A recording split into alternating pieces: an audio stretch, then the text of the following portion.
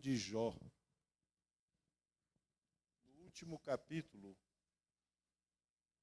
Jó, capítulo 42,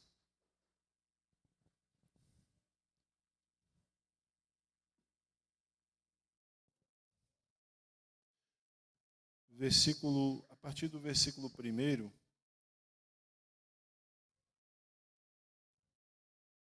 nossa reflexão tem por título: Agora os meus olhos te veem. Diz o verso 1: Então Jó respondeu ao Senhor e disse: Bem sei que tudo podes, e nenhum dos teus planos pode ser frustrado. Eu vou repetir o verso 2, texto que serve de fundamento para a nossa reflexão. Bem sei que tudo podes.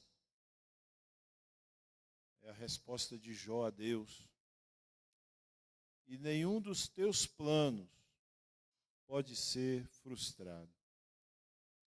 O verso 5, ele diz: Eu te conhecia só de ouvir, mas agora os meus olhos te veem. Eu te conhecia, disse Jó a Deus, só de ouvir, mas agora os meus olhos te veem. Santo Deus, a ti toda honra, glória e louvor.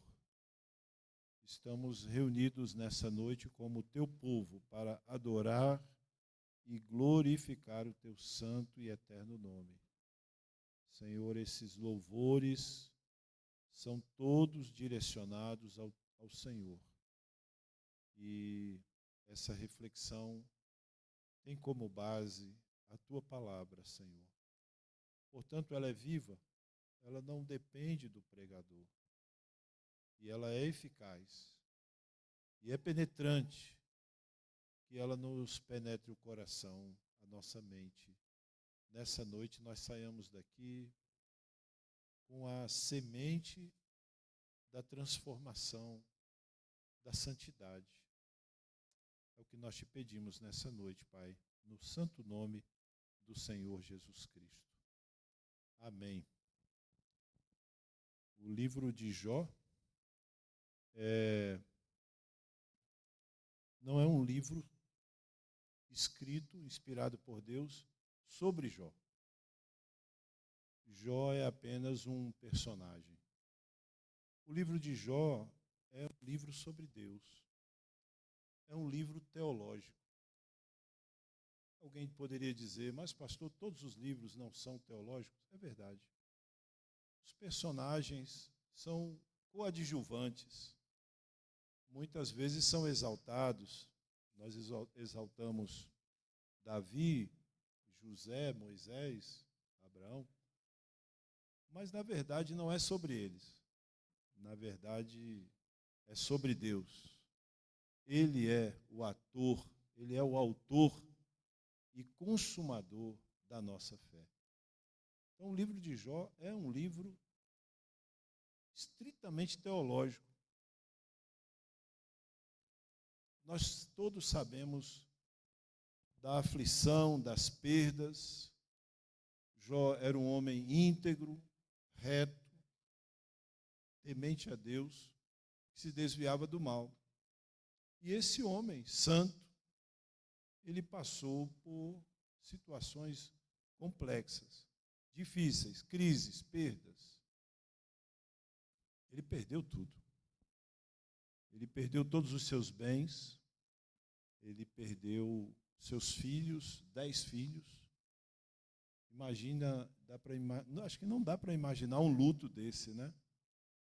Você ter na sala da sua casa 10 caixões enfileirados num único dia.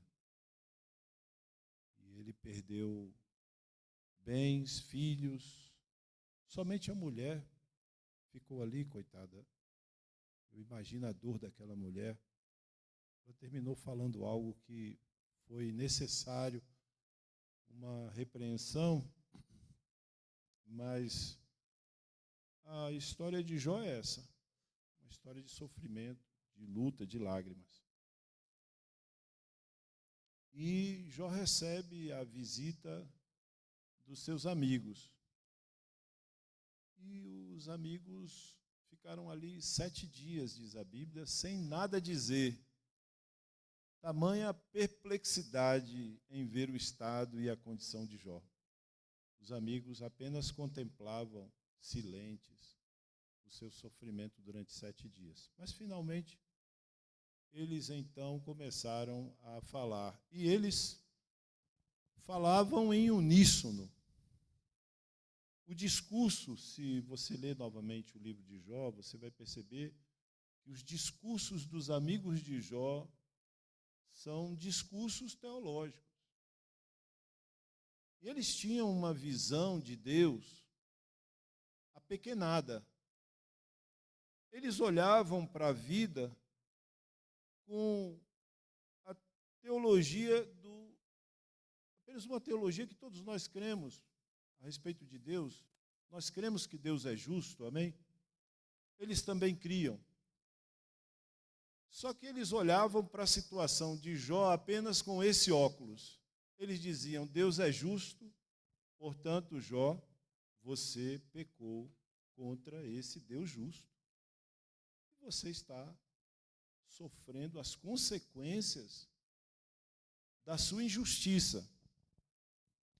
Para os irmãos terem uma ideia, em Jó capítulo 11, eu acho que esses 2 versículos, resumem bem essa visão teológica de Deus sendo um Deus justo. Jó capítulo 11, verso 13, verso 14, diz assim a palavra do Senhor. Um dos amigos de Jó disse, se você dispuser o coração e estender as mãos para Deus, se lançar para longe a iniquidade de suas mãos, olha a acusação, e não permitir que a injustiça habite na sua tenda. Jó, você está sofrendo porque você pecou contra Deus. E Deus, na sua justiça, está punindo você. Muito bem. Isso é apenas uma síntese, um resumo da ideia teológica dos amigos de Jó. Quanto à defesa teológica que Jó faz, eu diria assim, Jó responde às acusações com uma outra visão também teológica. Não é que Jó estivesse descartando o fato de Deus ser justo, você me entende? Jó, em momento algum, discute a justiça de Deus. Ele sabe que Deus é justo. Jó, ele discute a sua própria condição à luz da soberania de Deus. É como se ele dissesse assim, meus amigos, eu respeito a opinião de vocês, mas Deus não é somente justo, Ele é soberano. Ele age de maneiras que nem sempre eu sou capaz de alcançar, de entender, porque Ele é Rei dos reis e Senhor dos senhores. Ele faz o que Ele quer. E a Ele toda a honra, toda a glória e todo louvor. Essa, em resumo, é a resposta de Jó. Ele usa um argumento até interessante, um dos argumentos de Jó, eu queria que você abrisse em Jó capítulo 21, e você vai ver o argumento teológico. Jó capítulo 21. A partir do versículo 7, Jó era muito rico, como dissemos no início da nossa reflexão, e ele usa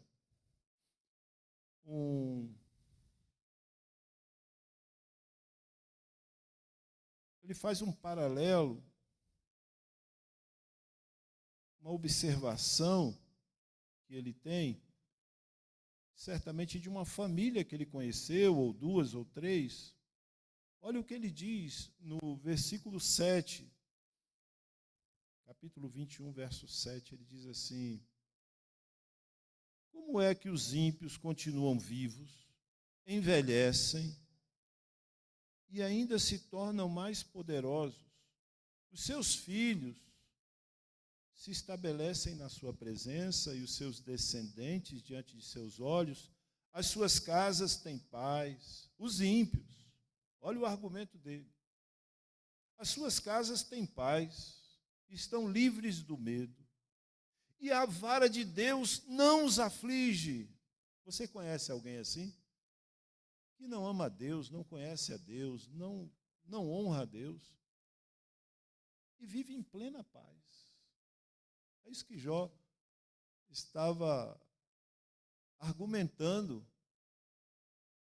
Olha a continuidade, versículo 9, ele diz: Deus não os fustiga com a vara, os seus touros geram e não falham, as suas novilhas têm a cria e não abortam. Deixam as suas crianças correr como um rebanho, seus filhos saltam de alegria, cantam com tamborim e harpa e alegram-se, fazem festa ao som da flauta, passam os seus dias em prosperidade e em paz descem a cova. Qual é o argumento de Jó? Ele está dizendo: olha, eu fui rico e olha, hoje eu estou enfrentando tudo isso, todas essas perdas, mas eu conheço famílias que, diferente de mim, não temem ao Senhor, mas elas vivem em plena paz. Deus não as castiga. Portanto, essa visão única, teológica, de que Deus é somente justo, não cabe nessa história. Esse argumento de Jó, é lógico que não foi aceito por seus amigos que insistiam veementemente nessa perspectiva teológica. Pois bem, o livro todo é essa discussão. Mas já chegando ao final do livro, Deus resolve falar. E Deus fala, não fala com os amigos de Jó, fala com Jó. E Deus fala a respeito de si mesmo. E ele fala a respeito de si mesmo, tendo como base do seu argumento a criação. É linda a defesa de Deus a respeito de si mesmo no livro de Jó, porque ele usa a criação do universo para falar de si. Porque os céus proclamam a glória de Deus e o firmamento anuncia as obras das suas mãos.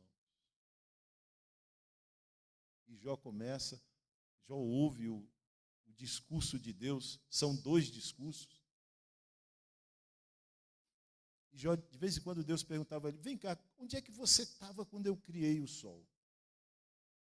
Jó, você não sabe de nada, eu não precisei de você para criar absolutamente nada.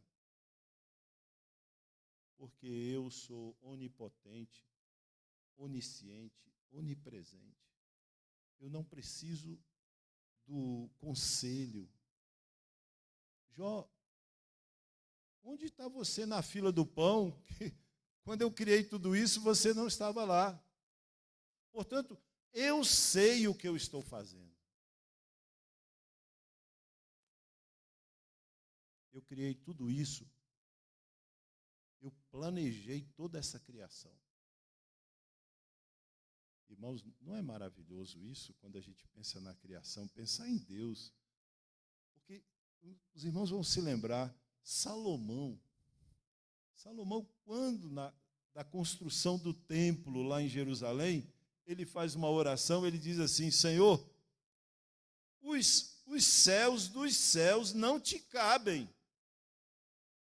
Imagine um Deus cujo universo não o cabe.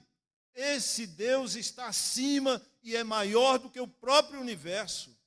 que aos nossos olhos parece infinito, mas não é, porque só há um que é infinito, que é perfeito em todas as coisas. E o Salomão diz assim: o universo para ti é o trono onde o Senhor está sentado. Imagina, irmãos, o universo é um trono. E ele diz: e a terra é um tapete, é o estrado dos seus pés.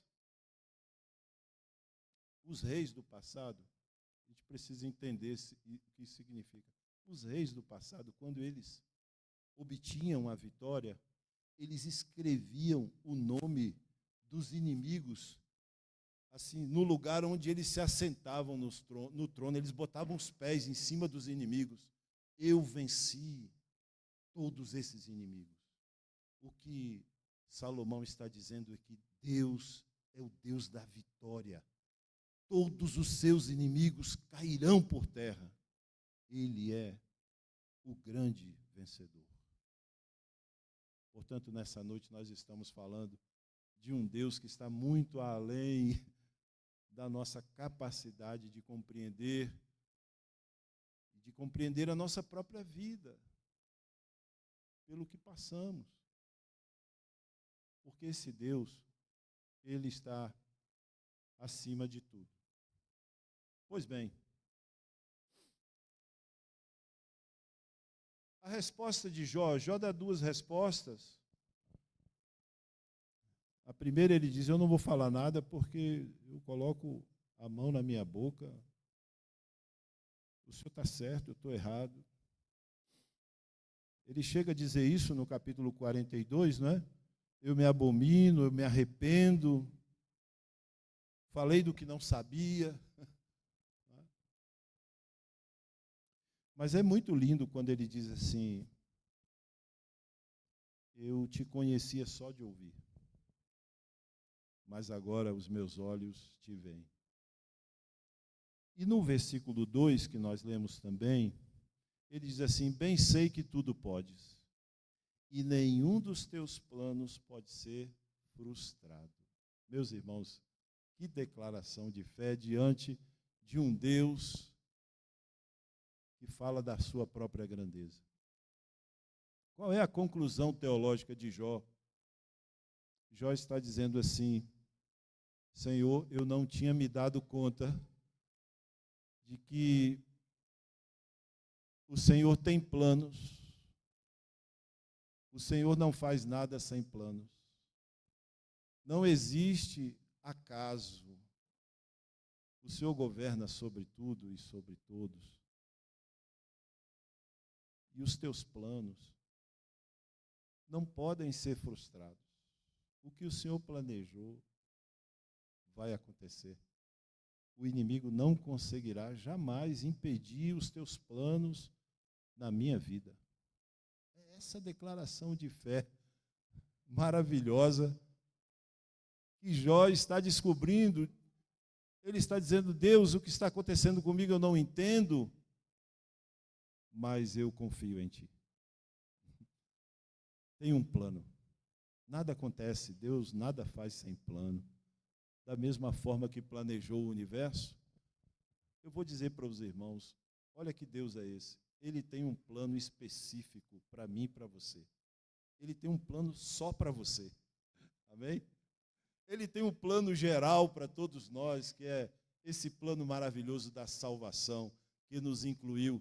Mas, ao mesmo tempo, Deus tem uma história que, e se nós andarmos com Ele, meus irmãos, essa história vai sendo descortinada, dia após dia. E essa história da nossa vida, da sua vida, essa história ela é maravilhosa, ela é única. Amém? Ela é única. E esse plano de Deus não pode ser frustrado. Quando você para pensar nisso, que a sua vida está planejada por Deus, e basta andar com Ele para discernir esse plano maravilhoso, eu tenho certeza que nessa noite, se você olhar para trás, você vai dizer assim: olha de onde eu saí. Olha de onde eu saí. Hoje eu estava conversando com o pastor Manuel, ele dizia, pastor, há 10 anos atrás, eu jamais imaginava estar vivendo coisas que eu estou vivendo hoje. Isso acontece com todos nós. Você hoje está vivendo dentro desse plano de Deus e coisas que você não planejou. Eu vou ser sincero aos irmãos, os melhores planos não sou eu quem faço. Os melhores planos são os planos de Deus para a minha vida. E aquilo que eu não planejei parece ser o melhor. Amém? Maria não planejou em momento algum com José ter um filho chamado Jesus. Que surpresa extraordinária. Meus irmãos, o nosso Deus, ele é surpreendente. Você não imagina as bênçãos que te esperam, que estão reservadas a você e a mim. Jó não imaginava que toda aquela história de tragédia, depois que ele orou pelos seus amigos, diz a Bíblia que Deus mudou a sorte de Jó. Jó não imaginava, aliás, alguém já disse que o crente que depende de sorte dá maior azar, né? Mas a sorte de Deus é diferente, meu irmão. A nossa sorte é o Senhor, nosso Deus. É Ele quem muda a nossa vida. E a partir do momento, e depois dessa compreensão maior que Jó teve, quando ele finalmente abre os olhos para perceber que Deus não estava distante, ele diz, eu te conhecia só de ouvir, eu não tinha discernido ainda que o Senhor sempre esteve comigo, agora os meus olhos te veem.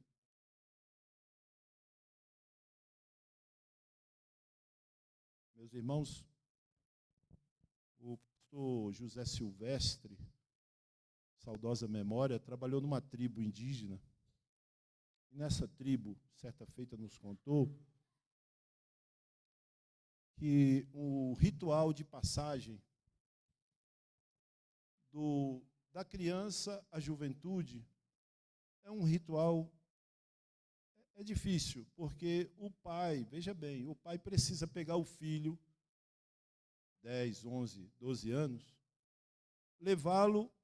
ele leva o filho ao interior da floresta. E esse menino precisa, para passar por esse processo, ele precisa ficar 3 dias e 3 noites sem ninguém por perto, sozinho. Você colocaria o seu filho de 10, 11, 12 anos numa floresta cheia de perigos para ficar sozinho, enfrentando dias e noites? Esse era o rito de passagem. Meus irmãos, aquele menino cresceu com aquela dor no peito. Meu pai não me ama.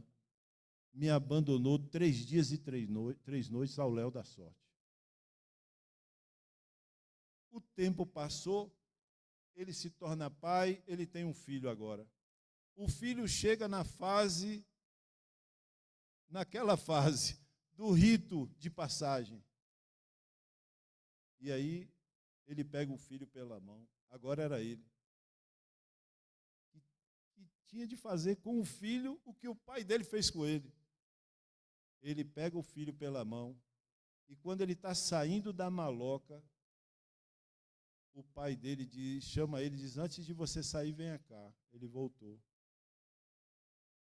O pai dele disse assim, você se lembra como é o rito? Sei. Agora é o seguinte, faça com ele o que eu fiz com você. O que foi que o senhor fez? Meu filho, aqueles 3 dias e 3 noites, você achou que eu não estava lá, mas eu estava por trás das árvores, observando você o tempo inteiro. Caso sua vida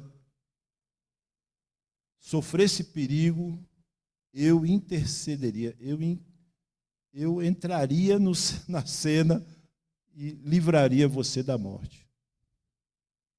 Então ele sai leve, levando o seu filho, porque finalmente os olhos dele se abriram.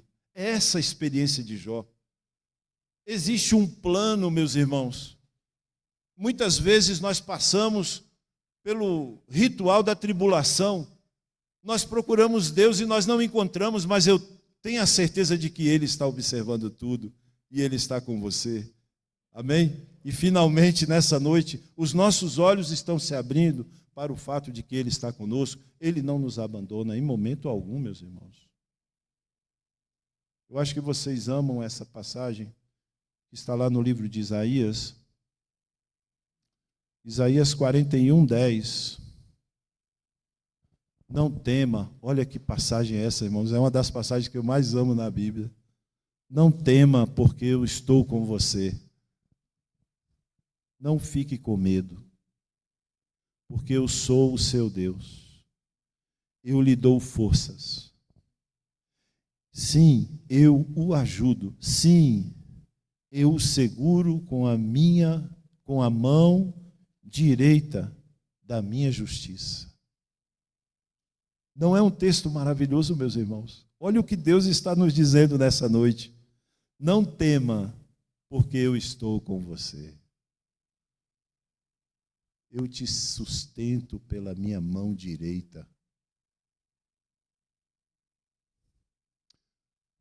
Um hino evangélico que os católicos também cantam nos velórios, que diz assim: segura na mão de Deus, segura na mão de Deus, pois ela te sustentará. Sabe, irmãos, eu canto esse hino, eu acho esse hino um pouco perigoso. Uma coisa é eu segurar na mão de Deus. Eu corro o risco de soltar essa mão.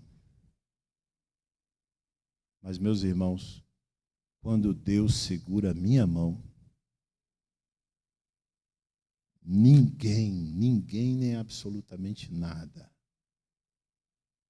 me desconecta dessa mão poderosa. Eu prefiro Isaías 41:10. Deus está me sustentando com a sua mão direita. E não é sofrimento, não é dor, não é perda, não é luto. Quem me sustenta é o Senhor dos exércitos. Eu tenho um grande amigo, os irmãos conhecem, o pastor Manuel conhece muito bem, o pastor Raimundo Goodgloves. Sabe, eu me encontro com aquele pastor toda quarta-feira, às 11 da manhã. A gente conversa e, na verdade, para mim, ele é um grande líder espiritual. Eu me vejo muito pequeno perto do pastor Raimundo. Aí, esses dias, em conversa com ele, a filha dele, que é missionária, a Letícia, ligou para ele da China: pai, eu estou passando um sufoco tremendo. Começou a chorar.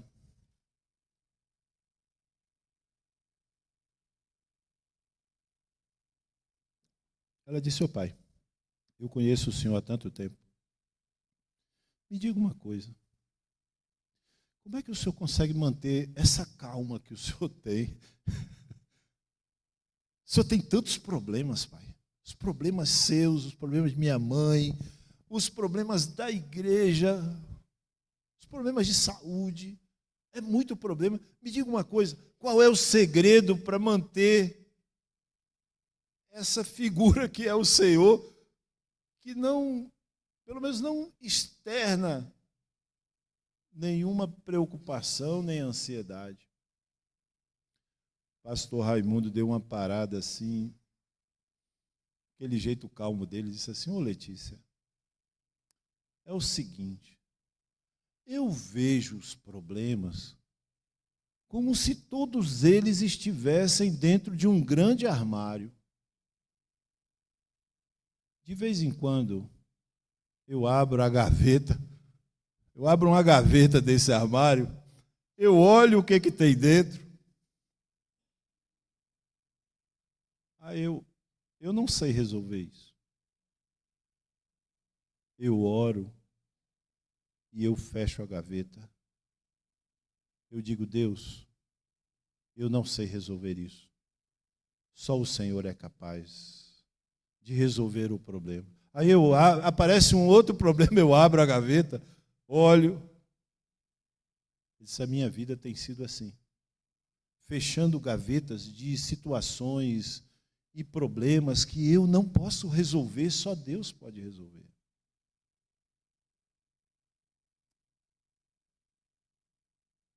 Às vezes nos afligimos muito por problemas que nós, inclusive, nem criamos, por circunstâncias adversas. Aquilo para mim foi uma lição, meus irmãos. Eu não sei quanto a vocês, mas a minha vida também é cheia de problemas. Quantos aqui estão comigo? A grande lição do pastor Raimundo nessa noite, visto que nós tomamos consciência mais uma vez de que Ele está conosco, de que Ele nos sustenta. Então, vamos fechar as gavetas. A gente fica sofrendo por situações e circunstâncias que fogem à nossa ossada, que nós não temos a capacidade de trazer nenhuma solução. Nessa noite, em nome de Jesus, vamos fechar todas as gavetas da nossa vida, vamos silenciar a nossa alma diante de Deus em oração, em reverência, na certeza de que existe um plano em tudo isso que não pode ser frustrado de maneira alguma. É um momento de fé, de rendição a Deus, dizer: Deus, eu não quero mais e nem vou mais sofrer por isso. Eu fecho essa gaveta porque eu entrego tudo isso nas tuas mãos. E a ti toda a honra, toda a glória e todo o louvor. Eu queria que vocês ouvissem essa música. Essa música é do Estênio Márcios. Eu não conhecia essa música, mas essa semana foi uma música que Deus usou, me quebrantou. Me rendi mais uma vez aos pés do Senhor. Ouça essa música cantada por João Alexandre. Irmãos, preste atenção.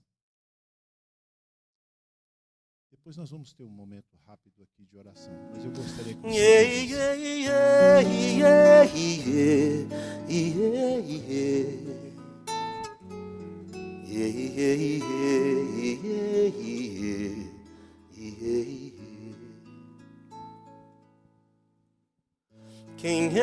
Quem é o homem que tranquilo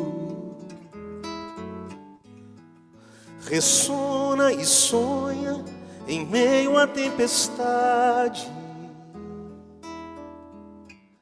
Quem parece tão indiferente à violência das ondas que podem tragá-lo?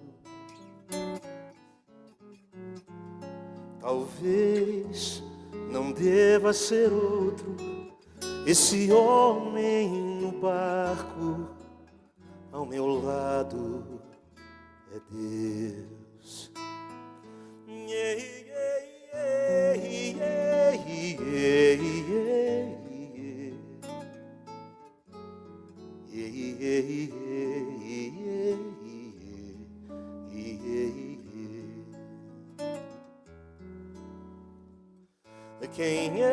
Quem é o homem nesse barco?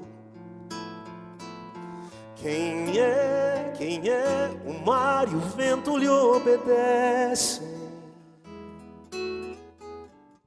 Quem depois que fala é calmaria? Mas eu tremo, eu morro de medo. Porque não pode ser outro esse homem no barco, ao meu lado é Deus.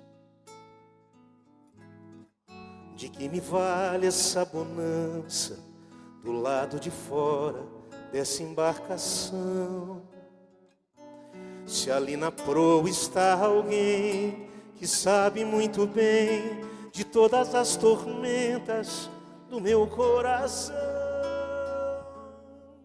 Eu quero me lançar aos seus pés.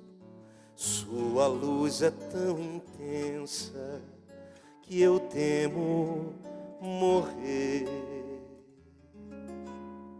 ali. Quem é? É todo santidade. Quem é? Diante dele eu sou flagrado. Melhor que eu tivera naufragado para longe, bem longe, a não ser que me perdoe. Porque não pode ser outro. Vamos juntos? Esse homem no barco ao meu lado é quem?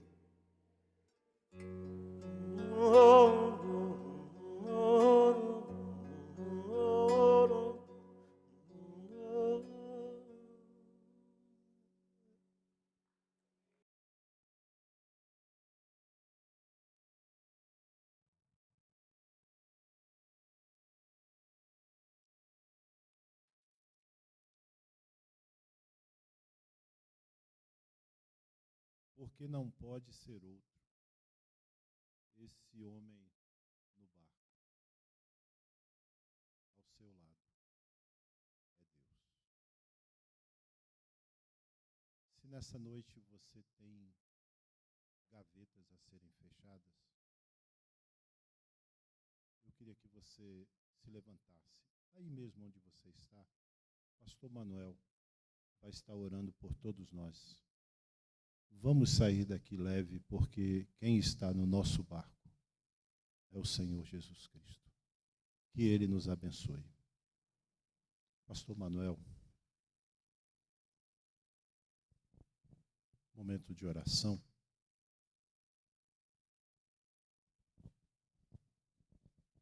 Vamos orar. Pai eterno, nós te agradecemos pela tua palavra. Te agradecemos, Senhor, porque ela fala aos nossos corações. Ela nos revela quem tu és. Ela nos fala a teu respeito e ela nos edifica.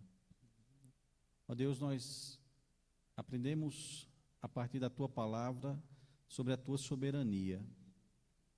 A partir da vida de Jó, da experiência que ele teve, da sua inquietude diante do sofrimento, da dor que ele estava enfrentando, mas que ao final de tudo ele aprendeu, Senhor, que tu és soberano, que todos os teus planos, eles vão ser cumpridos. Que na nossa dor, no nosso sofrimento, nas nossas tribulações, nas nossas lutas, nós aprendamos também a mesma lição, de que as nossas vidas estão nas tuas mãos, de que tu estás por trás das árvores, Senhor, nos observando, nos protegendo, intervindo quando necessário. Ó Deus, que tu estejas conosco nesses momentos de dúvida, nesses momentos, Senhor, em que nós pensamos que tu te afastaste de nós, de que a tua boa mão parece ter se encolhido e se distanciado. Mas, ó Deus, nós te louvamos, porque sabemos da tua fidelidade. Sabemos que nós constantemente, Senhor, estamos próximos de ti, de que tu estás conosco.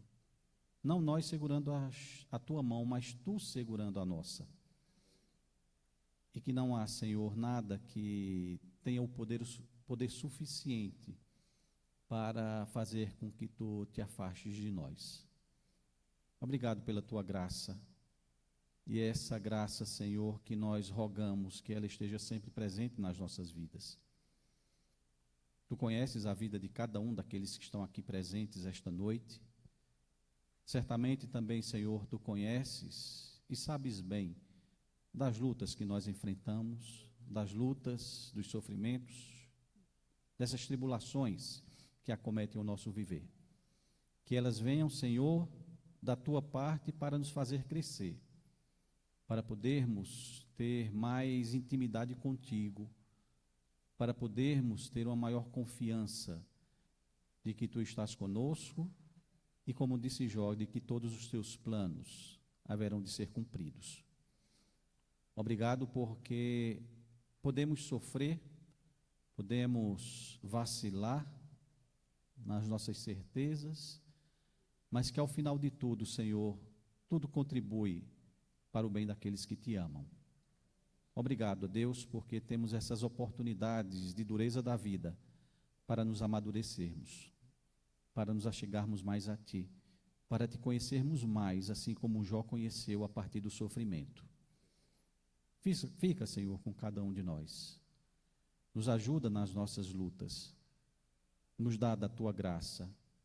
Que o Teu amor se faça sempre presente no nosso viver. Ó Deus, que a cada dia cresçamos na Tua graça e no Teu conhecimento. E possamos sentir sempre, Senhor, a Tua boa presença ao nosso lado. Muito obrigado pelo Teu Filho Jesus Cristo, nosso maior exemplo de como Tu nos amas, de como a Tua graça é sempre presente e, acima de tudo, a Tua misericórdia se tornou uma realidade nas nossas vidas. Obrigado pelo Teu Filho Jesus, porque Ele é a razão de nós estarmos aqui, de nós fazermos parte agora, Senhor, da Tua família, de pertencermos à Tua casa, à Tua igreja. Obrigado pelo Teu Santo Espírito, que Ele é o nosso consolador, Ele é o nosso ajudador, aquele que se encontra ao nosso lado para nos fortalecer, justamente nesses momentos mais duros e difíceis, naquelas noites mais escuras que nós precisamos enfrentar. Obrigado, Senhor, porque Tu és o nosso Deus. Obrigado porque Tu és o nosso guia, Tu és o nosso protetor, Tu és o nosso Senhor. E é no nome do Teu Filho Jesus Cristo que nós oramos agradecidos. Amém.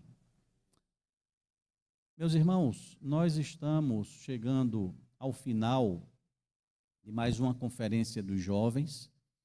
Antes de mais nada, agradecer a Deus, né, pela sua infinita bondade, por ter proporcionado, né, todas as nossas necessidades, ter orientado, guiado os nossos jovens na realização desta conferência. Agradecermos ao pastor Estênio, né, pela sua disponibilidade. Sempre quando o convidamos, prontamente ele se faz aqui presente. Foi uma alegria, pastor Estênio, tê-lo mais uma vez aqui. Esperamos que outras vezes se repitam, não é? Agradecer a todos que participaram, agradecer a cada jovem. Nós não vamos nominar para não cometermos nenhuma injustiça, né? Mas a todos os jovens que se envolveram nesta programação, que Deus continue abençoando a vocês, que isso seja apenas mais um passo, né, para o amadurecimento nas suas vidas cristãs. Não é apenas um evento que é realizado que demonstra, né, ou que vai ser o fim último. Isso apenas é um meio para nós continuarmos crescendo no nosso conhecimento do Senhor Jesus Cristo e nos aprimorando para o cumprimento da missão que Jesus nos chamou a fim de cumprirmos no seu reino. Que seja mais uma etapa na vida dos nossos jovens. Então, nosso agradecimento a todos aqueles jovens e os parabéns também, né, pelo esforço de vocês, pela dedicação. E, graças a Deus, deu tudo certo, né? Que Deus continue guiando a vida de cada um de vocês. Logo depois da nossa programação,